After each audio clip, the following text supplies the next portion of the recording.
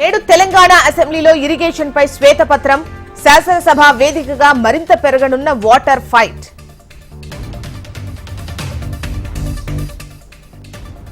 ప్రభుత్వ మేడిగడ్డ సందర్శన ఓ political drama, సమగ్ర దర్యాప్తు జరిపించే చిత్తశుద్ధి లేదన్న బీజేపీ చీఫ్ కిషన్ రెడ్డి. కాళేశ్వరం, కృష్ణా జలాల విషయంలో కాంగ్రెస్, బీఆర్ఎస్ డ్రామాలు, మీడియాలో స్పేస్ కోసమే పోరాటం చేస్తున్నాయన్న బండి సంజయ్. పార్లమెంటు ఎన్నికలకు 38 కమిటీలను నియమించిన బీజేపీ, ఎన్నికల మేనేజ్మెంట్ కమిటీ చైర్మన్ గా కిషన్ రెడ్డి, కన్వీనర్ గా లక్ష్మణ్ నియామకం.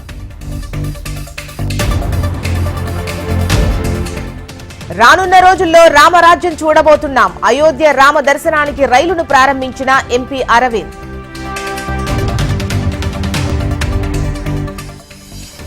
మేడారం జాతరపై మంత్రి ప్రత్యేక సమీక్షలు, ఆదివాసీ భక్తులతో కలిసి చిందేసిన మంత్రి సీతక్క. కొమరంభీం జిల్లా హీనా జిన్నింగ్ మిల్లు దగ్గర పత్తి రైతుల ఆందోళన. రాత్రి నుంచి పడిగాపులు కాస్తున్నా కొనుగోలు చేయడం లేదని రోడ్డుపై బైఠాయింపు.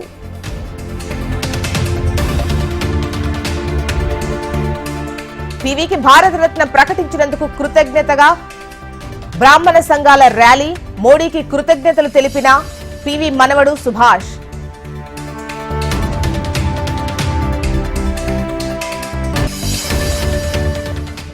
మట్టిలో మాణిక్యాల కోసమే ఆడుదాం ఆంధ్ర పోటీలన్న ఏపీ సీఎం. ప్రతి ఏటా పోటీలు నిర్వహిస్తామని ప్రకటించిన జగన్.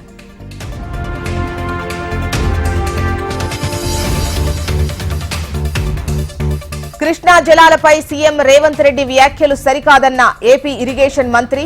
విభజన చట్టం అంగీకరించడం అంటే మొండివాదనే అన్న అంబటి రాంబాబు.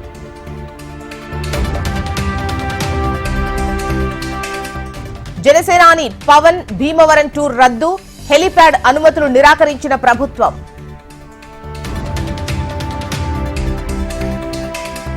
జగన్ అక్రమాస్తుల కేసుపై సుప్రీంకోర్టులో విచారణ. సీబీఐ, ఈడీ కేసుల్లో తీర్పిచ్చే అధికారం ట్రయల్ కోర్టుదే అని స్పష్టం.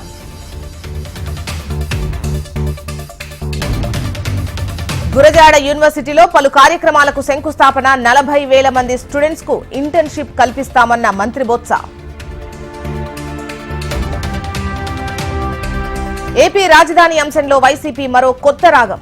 హైదరాబాద్ ను ఉమ్మడిగా కొనసాగించాలని అడుగుతారన్న ఎంపీ వైవి సుబ్బారెడ్డి.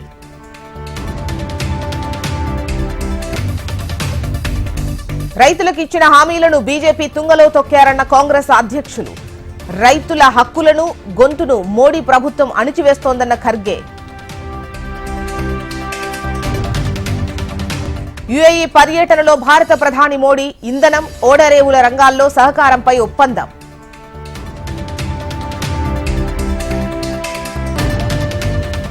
పాకిస్తాన్ కొత్త ప్రధానిగా మళ్లీ షెహబాజ్ షరీఫ్. ప్రభుత్వ ఏర్పాటులో కీలక నిర్ణయం తీసుకున్న నవాజ్ షరీఫ్.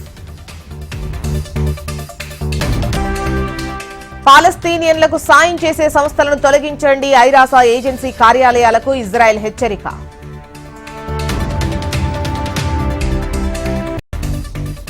టీమిండియాను వదలని గాయాల బెడద. ఆటగాళ్లను సిద్ధం చేయడంలో ఫెయిల్ అవుతోన్న ఫిట్నెస్ టీం.